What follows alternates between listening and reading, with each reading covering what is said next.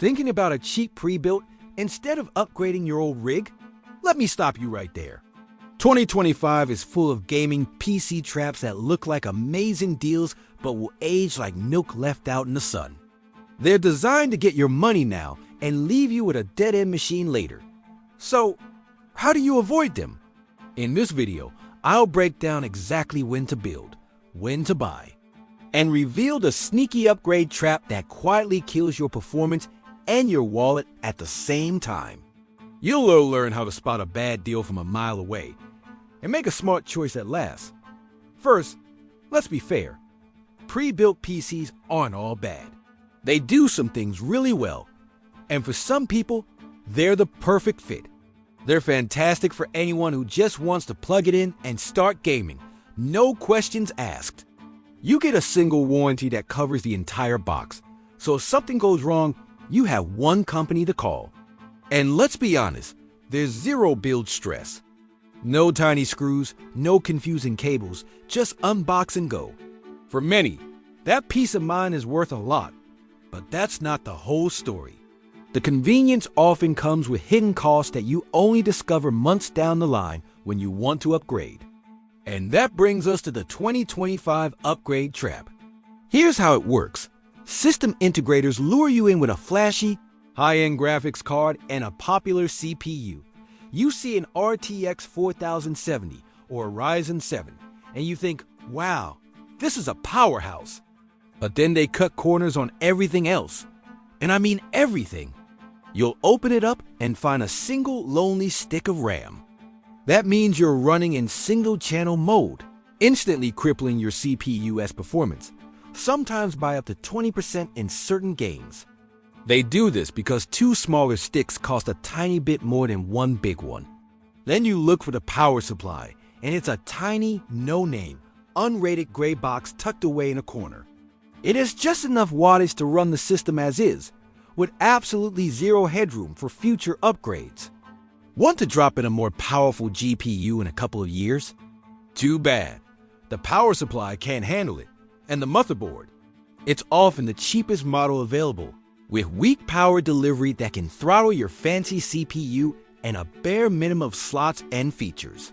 Finally, they put it all in a sealed-up glass front case that looks cool but has terrible airflow, slowly cooking your components and shortening their lifespan. You think you're buying a PC you can upgrade later, but the reality is, upgrading it means replacing the RAM, the power supply, the motherboard, and maybe even the case. At that point, you've basically bought a second PC. The cost of upgrading later is often far more than just building it right the first time. So, when is building your own PC the better choice? You should build your own if you care about the exact parts that go into your machine. If you want a solid, reliable power supply and a good motherboard that can last you through 2 or even 3 GPU generations, building is the way to go. A quality foundation is key. And honestly, if you're okay with watching a 30-minute build guide on YouTube, you can do it. It's like adult LEGOs.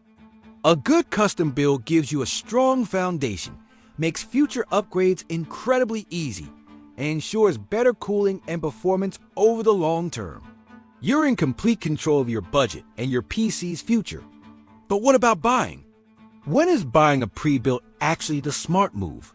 You should consider buying a pre-built when the company is transparent about what's inside.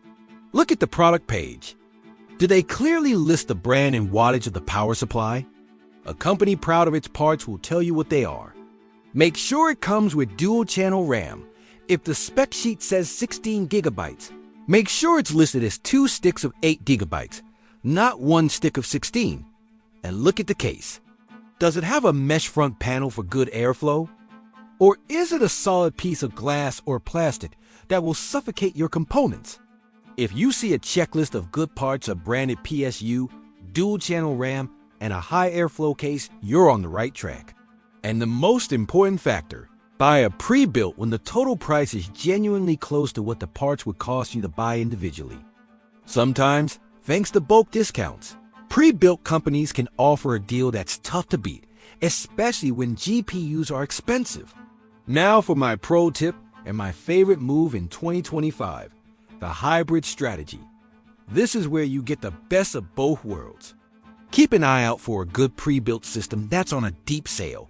Find one that has the core components you want: a strong CPU, a decent motherboard, and most importantly, a quality power supply with some extra wattage.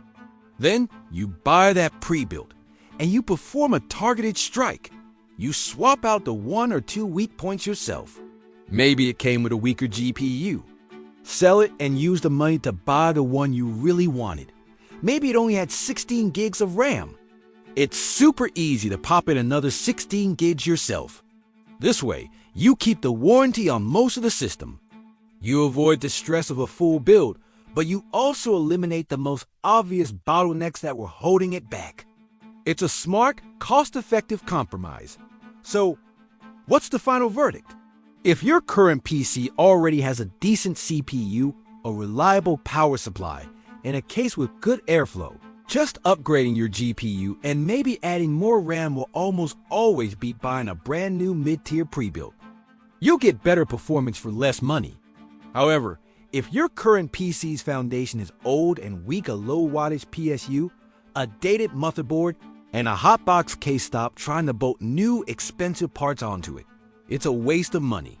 In that situation, your best bet is to either start fresh with a new custom build from the ground up, or be extremely selective and buy a pre-built that actually advertises quality components and a clear upgrade path.